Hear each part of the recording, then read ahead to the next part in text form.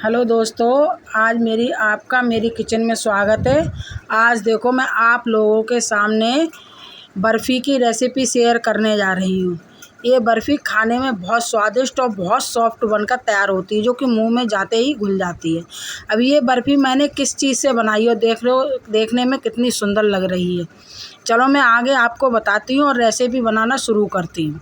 ये मैंने मूँगफली के दाने हैं, इनको मैंने रात को भिगोकर रख दिया। ये मेरे 1 कटोरी मूँगफली के दाने हैं। इस प्रकार से मैंने इन्हें रात को भिगोकर रख दिया था। देखो, और कितने अच्छे से मेरे दाने सभी फूल कर तैयार हो गए हैं। अब इन्हीं दानों से मैं इस बर्फ़ी को बनाऊंगी। और आपको वीडियो अच्छी लगे तो चैनल को लाइक और सब्सक्राइब करना ना भूलें। अब मैं इन्हें सभी दानों को अच्छे से इस मिक्सी जार में डालकर पीस लूँगी।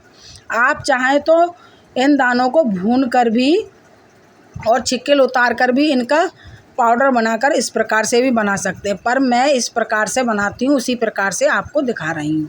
और ये बर्फ़ी खाने में इतनी स्वादिष्ट लगती है, बहुत स्वादिष्ट लगती है। आप चाहें व्रत में खाएं या बिना व्रत के खाएं, या मीठा कुछ खाने को मन करे और आपके पास अगर मूंगफली के दाने तैयार हैं तो झटपट से ये बर्फ़ी बनकर तैयार हो जाती है। इस प्रकार से मैं सभी दानों को अच्छे से पीस लेती हूँ।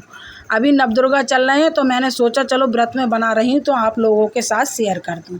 और ये बर्फ़ी खाने में बहुत स्वादिष्ट लगती है, लेकिन एकदम कड़क नहीं बनती, क्योंकि मूंगफली में तेल होता है, इसलिए थोड़ी सॉफ्ट रहती है, लेकिन खाने में बहुत स्वादिष्ट बनती है। और एक बार इस रेसिपी को आप बनाकर ज़रूर देखना। इस प्रकार से मैं इन सभी दानों को अच्छे से पीस लेती हूँ। अब देखो, अभी मेरे दाने अच्छे से पिसे नहीं, इस प्रकार से मेरा ये मिक्सचर हो गया है। अब मैं इसमें थोड़ा सा पानी डालकर और थोड़ा पीसती हूँ। आप चाहें तो इसमें दूध भी डालकर पीस सकती हैं, पर मैंने थोड़ा पानी डालकर इसे और अच्छे से पीस लेती हूँ। इस प्रकार से मैं इस सबको पीस लेती हूँ। देखो, इस प्रकार का कुछ मेरा बैटर बनकर ये तैयार हो जाएगा और बिल्कुल बारीक बैटर बनकर तैयार हुआ है इस प्रकार से। अब मैं इस सभी बैटर को एक प्लेट में निकाल लेती हूँ। आधा गिलास मैंने पानी लिया था, उसमें में से भी इतना पानी मेरा रह गया है। और ये बर्फ़ी खाने में बहुत टेस्टी लगती है, बहुत स्वादिष्ट लगती है। एक बार इस बर्फ़ी की रेसिपी आप बनाकर ज़रूर देखना। ये मूंगफली के दाने से बनने वाली बर्फ़ी की रेसिपी है, लेकिन ये खाने में बहुत स्वादिष्ट लगती है। अब मैं इस मिक्सचर को सभी को एक प्लेट में मैंने इस प्रकार से निकाल लिया है। सबको इस प्रकार से मैंने इसमें प्लेट में निकाल लिया है। अब मैं इस मिक्सचर को अब मैं इसको सबको दूध में डालकर पकाऊंगी। इस प्रकार से मैंने सभी मिक्सचर निकाल कर तैयार कर लिया है। अब ये मैंने दूध ले लिया, ये चाहे 1 लीटर हो चाहे 2 लीटर हो, पर मेरी घर की गाय का दूध है। अभी गाय दूध के आई थी तो मैंने उसी को ये दूध ले लिया है। 1.5 लीटर की आइडिया से 1.5 लीटर के करीब दूध होगा।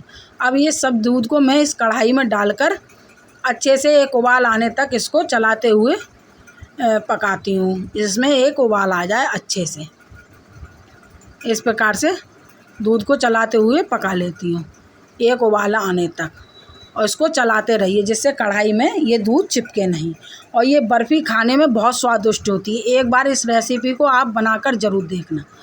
ये बहुत स्वादिष्ट बर्फ़ी होती है। या आप इसे व्रत में भी खा सकते हैं और बिना व्रत के भी बना सकते हैं। जब कभी मीठा खाने को मन करे, आपके पास मूंगफली हो, तो इस प्रकार से बर्फ़ी बनाकर तैयार कर लें। अब मेरे दूध में उबाल आ गया। जिस कटोरी से मैंने दाने नापकर मैंने भिगोए थे, उसी कटोरी से 1 कटोरी इसमें चीनी डाल देती हूँ। मीठा आप अपने हिसाब से रख सकते हैं। मैं थोड़ा कम मीठा बना रही हूँ, तो मीठा आप अपने हिसाब से रख सकते हैं। और इस प्रकार से इसको चीनी को गलने तक इसको अच्छे से चलाएंगे।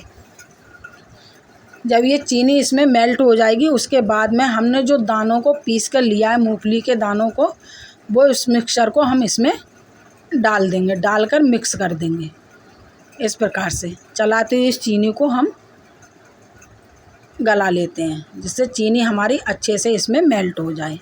इस प्रकार से सभी को अच्छे से चलाते हुए इसमें मिक्स कर लेते हैं।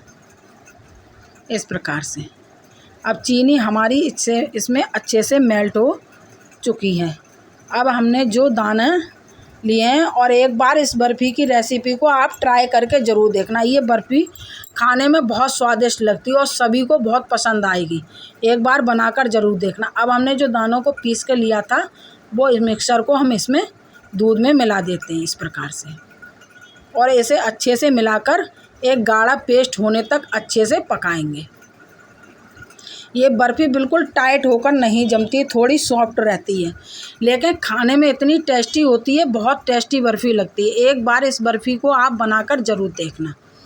इस प्रकार से इसमें हम सभी मिक्सचर को अच्छे से मिक्स कर देंगे और चलाते हुए इसको एक गाढ़ा पेस्ट होने तक अच्छे से बना लेंगे। एक अच्छा सा गाढ़ा डो हमारा बनकर इसका तैयार हो जाएगा।